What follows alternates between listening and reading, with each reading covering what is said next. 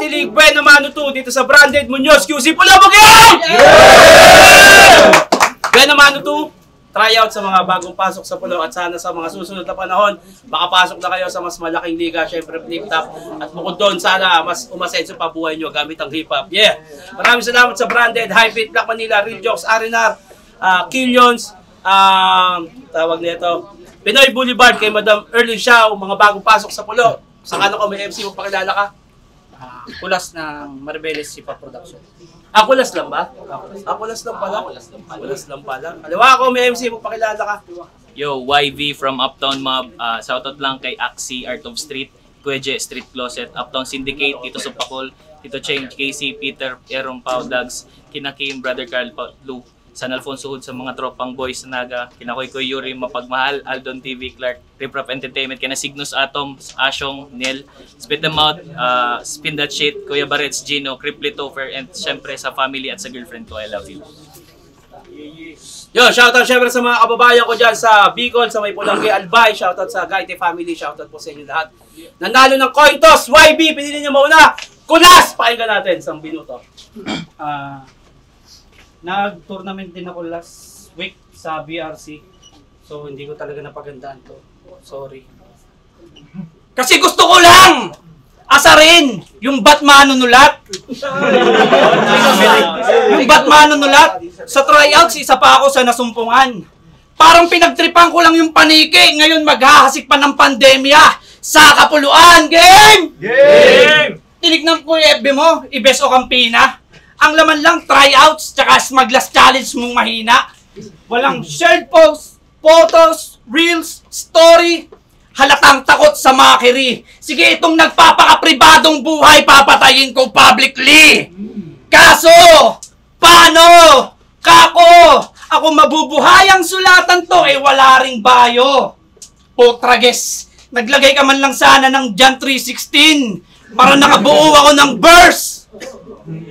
Kaya nga invest, ilaan aking precious na time at mag-invest din ng grind. Wag na, kasi si Ibes, iba yan, nasa sobrang damot sa info kahit quad ko, mahihirapan siyang imbestigahan.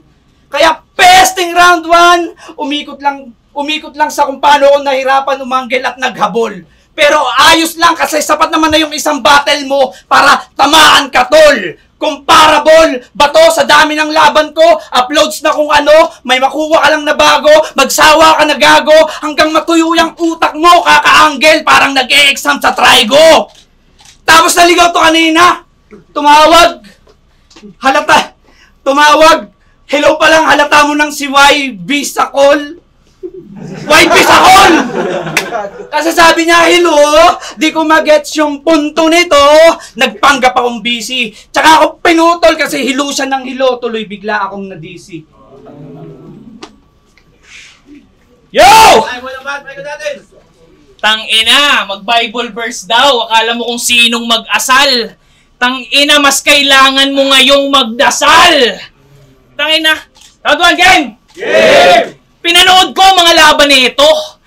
Tangina, sumakit lang ulo ko kakaintindi sa'yo. Kasi puta ang dami-dami niyang gusto. Gusto niya maging si GL, Ipok, Badang, Naruto. Tapos minsan Liminho. Talaga? Liminho? Yung mekanikong City Hunter tapos sa battle naglalabas bigla ng screw. Oh, naglalabas ng screw. Mekaniko. Teka. Mekaniko ba tong Kulas? O sadyang meniko sa Nicolas dahil tornilyo niya ay kalas? O tornilyo mo ay kalas! Kasi baliw ka na, Kulas! At di na yan kaya ng akata therapy session pagkat sunog na utak ni Kulas! Kakasama kay JD sa pwestuhan private lesson! Kasi oo, adik din to! Huling-huli ko na yan sa mga kilos at galaw! Tuduhataw ng ganto! Sasayaw pa ng ganto! Kala mo talaga nagbabanlaw! Tangina kasi Kulas nakita ko ginagawa nyo sa silid. Tangina itong baliw, feel na feel maging balakid! O tutok! Natutok! Ang uso niya sa luho! Boom! Higop buo! Labas yung bungo! Pero hindi itutukhang. Ito'y deja vu sa mga naranasan. Dahil kahit wala tong kalaban-laban sa akin to matutuluyan! Kasi oo, adik ka!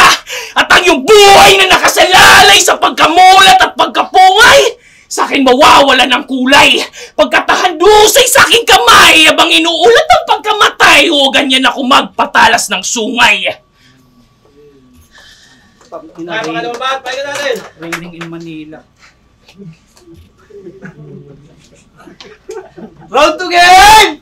Yay! Ginawa niyang sign laban nila ni Cygnus para dugo sa battle kumulo. O ginawa niyang ticket yung nagpi-freestyle makarating lang ng pulo.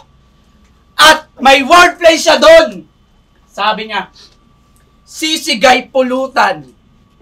Sisigay pulutan, yun ay gamit na. Napaglipasan na yung dish na pandis niya. Maghahain na lang ng wordplay sa pagkain, tangina, panis pa. O baka isunod mo pa yung Bicol Express, delivery ng thinking mo thrifty. Isa pang pure food sa Tagabataan, pakikitaan kitang tipsy. Kasi usapang inuman, dumarating ka raw kapag tapos na yung ambagan. Sarap mong umbagang repa. Saludo sa mga tulad mong nalalasing pero walang labas na pera. Punyeta! Talagang iuungkat ko na yan sa mga kainuman nito. Sumbat nyo na lang. Chicharon na nga lang daw hinihingi sa'yo, di mo pa mabigay. Ang kunat mo naman! Buraot! Parang kapitbahay nagsusoli ng walis pag may birthday papansin. Parang ngayon, nagpanggap na akong walang handa, nagpunta ka pa rin! Doon ka lang naging tigasin sa kabila ng malambot na hubog mo. Kasi imagine, sabi niya kay Cygnus, isa akong bagyo! Tas bakit yung suso? Ano to? Kulang ka na nga sa bara, wala ka pang bra. Sa asaran, balibag to. Kasi paano nga naman mangmamata kung may suso ang bagyo? Sige, ribat mo!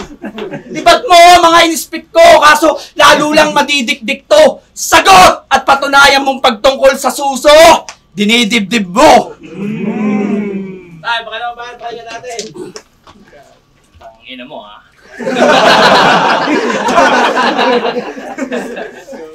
Yo, round 2! Nag-Japanese ka sa laban mo kay Jabo. Ang galing! Hindi ka naintindihan! Ang lakas kasi ng trip na ito pagpalo! Tangina ka, boses mo yung rapist ng porno sa Japan! Kasi hindi naman to fluent tapos maghahamon ng Japanese conference. Asan dun yung excellence? Nakikisaw-saw mala condiments, magmukha lang mataas intelligence. Kasi repin bataan ka, at ang Nihongo ay hindi angkop sa'yo. Tapos proud ka pang tanga ka, na gamitin yung lingwahe ng dayuhang minsang sumakop sa inyo? Ano? Para sa boto sa sakripisyo yung prinsipyo ng sarili? Masyado kang nakakadiri. Kung gusto mo talagang maging Hapon, ba't di mo subukang magharakiri? Ina, kasi gustong-gusto mong maging Japanese. Kaya nag-costume ka ng Naruto sa laban mo kay Senseiya. Mabasulid din ng yung game plan. Ang pinagtataka ko nga lang, hindi ka pa nga tapos magbihis, gusto mo na agad mang Rasengan? Tang inang momong! Atat na atat ka kasing ipakita yung natatago mong galing. Yan tuloy, itong Naruto nyong nakama ay kinama ng bading! Di ba kinama ka ni Deo? Totoo yun. Kinama ka ni Deo. Tapos sabi mo pa nga nun, Yamete kudasai Deo-san! Ang ina! Ang laswan yung pakinggan! Kaya tong Naruto, puta Narutos, nung kanyang teacher nagparaos, mga kamay niya ay ginapos, kakatsupa siya ay namaos, wala na siyang mabuhos, lahat ng chakra niya ay inubos. Dinaan sa Miguelito at Chupatos, yung lupaypay siya pagkatapos. Kaya ubos na chakra ni Kulas. Ngayong isiniwalat ko na mga kalaswaan ninyo today. At alam mo, kaya taga-naga tong binigay sa'yo para iparanas sa'yo yung pain. Pahinga natin. Tangina, puro Naruto, nagkagibunshin. Sorry na, Choji. Round 3 game. Kalaban niya nung tryouts, Pamoso. Kasi gustong maging sikat niyan. Eh ako, kalaban ko, ba't manunulat? Kasi gusto kong maging stick to one. Tsaka writer. Tsaka writer. Oo, manunulat. Kaya kumpara sa yung sulat, medyo patawa, may konting ang gulat, pero malamya na tinapat sa lalim na ang ideya ay may impluensya ni Babong at Ero sa talya. Na pag sinukat, di mo matantya. Tulad nito'y Mariana, trench na sa pressure ay hindi ka maka-adapt kasi masakit talaga sa tenga yung lalim kapag hindi mo matanggap. Smugglers challenge niya, Kap! Smugglers challenge... Smugglers challenge niya, Kap! Baduy! Ano ba kasunod? Ang nga ba kasunod dun? Smugglers challenge niya, Kap! Ay, putang ina mo. Ay, pumitan wala.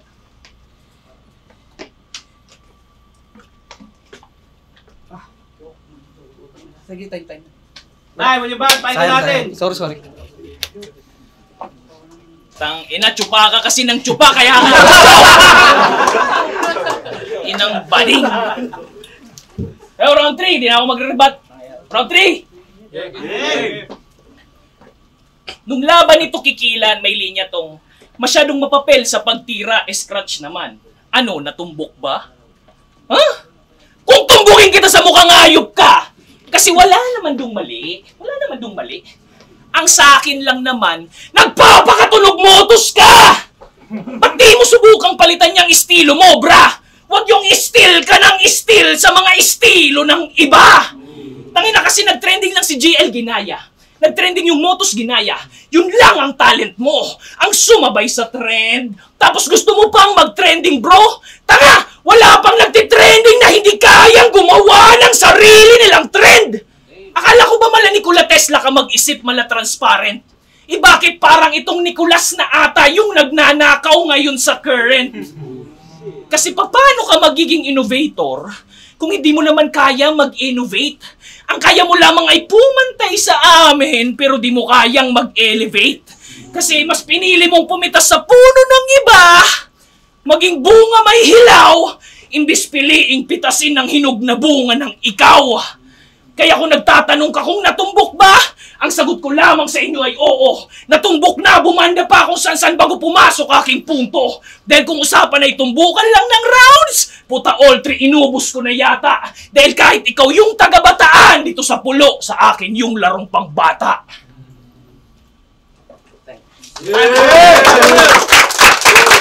Pulo, Rapati League, buena mano to. Dito sa Branded Munoz QC, Pulo, magingay! Yeah! Welcome sa inyo dito sa Pulo. Salamat sa Hypebeat, Black Manila, Real Jokes, R&R, Killions, Pinoy Boulevard, kay Madam Erlyn Xiao. Ang boto ng Hurado, 3-0 para kay YB. Shoutout po ulit kay Axie sa Art of Street, sa Gay Kueje, sa Street Closet, Uptown Mob, Uptown Syndicate, Spit Them Out, Spit That Shit. Tsaka yung iba, salamat. Maraming salamat. Marvelous Hip Hop Production. Shoutout sa mga salbahing bisor dyan sa Mitsubishi. Sorry. Yo, binoto nga pala si YB. Round 1, round 2, di ako makapag-decide talaga kasi mananalo. Pero ayun nga, choke round 3. Kaya parang yun na lang yung nagpa-decide sa akin. Kaya Yo, round 1, round 2, tabla yun. Sobrang lakas nila pareho. Tapos yung round 3, halata naman. Tapos Nicolas. Malinaw na yung round 3 kay Electron para sa akin. Kaya ang boto ko si yung kalaban ni Nicolas. Mas minuto mo rin si YB. Ito sobrang dikit yun dapat. Round 1, medyo sobrang dikit pero binigay ko kay YB mas tumatak yung round niya sa akin, mas na yung elements na ginamit niya, yung mga wordplay.